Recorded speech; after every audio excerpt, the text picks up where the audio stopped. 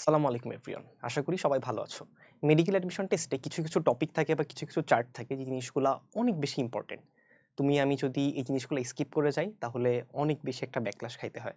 So সেরকমই একটা topic হচ্ছে গিয়ে আমাদের প্রতিরক্ষা চ্যাপ্টারের এই চার্টটা very very important. And medical admission টেস্টে বারবার হচ্ছে গিয়ে এই চার্ট থেকে কোশ্চেন আসছে। এখন তুমি আমার বলতে পারো যে ভাইয়া চার্টটা তো অ্যাডই করছে গত বছর বইতে 25 সালে, তাইলে চার্ট থেকে কোশ্চেন কিভাবে আসছে? আগেও এটা ছিল, বাট এভাবে করে সাজানো ছিল না, চার্টে ছিল না। জাস্ট হচ্ছে তোমার বইয়ের মধ্যে র্যান্ডমলি বর্ণনামূলকভাবে লেখা ছিল অথবা এক্সট্রা রাইটারে ছিল।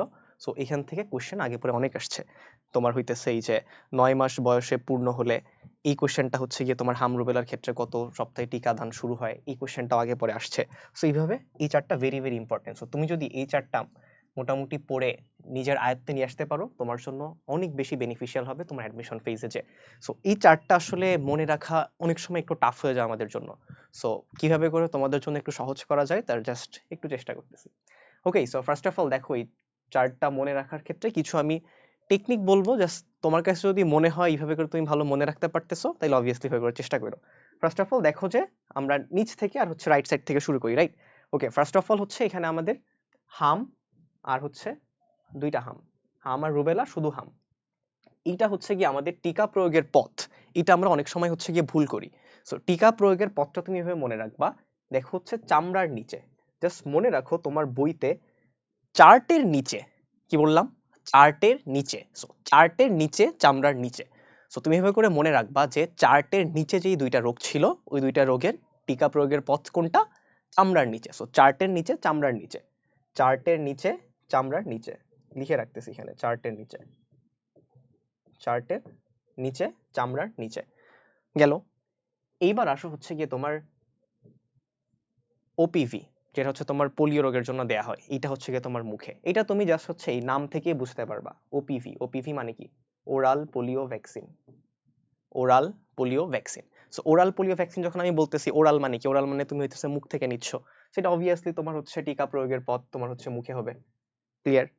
এরপর আসো হচ্ছে গিয়ে তোমার চামড়ার মধ্যে, যাই হচ্ছে তোমার বিসিজি, এটা হচ্ছে তোমার যক্ষা রোগের জন্য।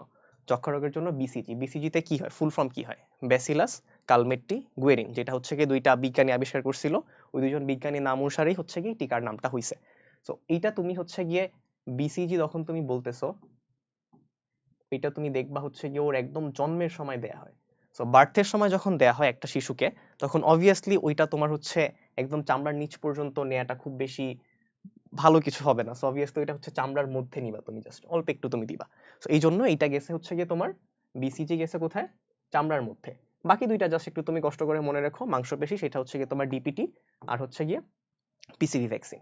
এইবার আসো হচ্ছে গিয়ে আমরা টিকাদানের স্থানটা পড়ি। টিকাদানের স্থান অধিকাংশগুলাই দেখবা হচ্ছে তোমার উরুর মধ্যভাগের বহিরাংশে, উরুর মধ্যভাগের বহিরাংশে। এগুলা গেল, রাইট? আবারও সেই ওপিভি, ওরাল, ওরাল থেকে কি আসছে? মুখে। ক্লিয়ার? আরেকটা আছে বাম বাহুর উপরের অংশে।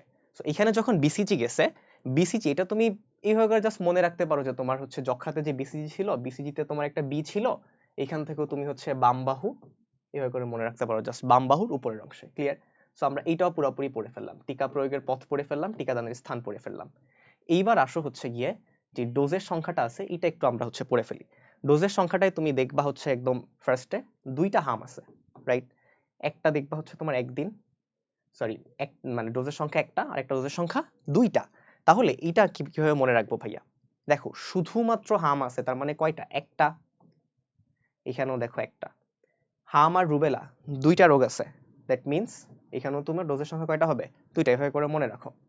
এইবার আসো তোমার হচ্ছে গিয়ে ডিপিটি ভ্যাকসিন। এখানে জাস্ট তুমি ডিপিটি দিয়ে মনে রাখো। ডিপিটি, এখানে মোট তিনটা রোগ হয়, ডিপথেরিয়া, পার্টুসিস আর হচ্ছে টিটানাস। তিনটা রোগ, জাস্ট ডিপিটি দিয়ে মনে রাখবা। সো 1 2 3, তার মানে ডোজের সংখ্যা কত? 3। এখানেও সেম, পিসিভি দিয়ে মনে রাখো। পিসিভি কত? 1 2 3, তার মানে PCV, pneumococcal conjugated vaccine. So এখানেও তুমি হচ্ছে গিয়ে জাস্ট 3 দিয়ে মনে রাখো। আর হচ্ছে গিয়ে যক্ষা একদম জন্মের সময় দিচ্ছ, সো এটা খুব বেশি একটা ডোজ দেওয়ার দরকার নাই, এই জন্য জাস্ট 1। আর হচ্ছে গিয়ে ওপিভি জাস্ট 4, এটা মনে রাখো। আর ডোজের মধ্যে বিরতি আর হচ্ছে টিকা শুরু করার সময়, এই দুইটা খুব বেশি একটা ইম্পর্টেন্ট না, বাট তুমি চাইলে জাস্ট এই জিনিসগুলো একটু নিজের মতো করে মনে রাখো। সো এই কোশ্চেনটা কিন্তু আগেও আসছিল, এটা একটু ভালো করে পড়ো। জাস্ট এইভাবে করে জাস্ট জিনিসগুলো তুমি খুব ইজিলি মনে রাখতে পারো। Thank you.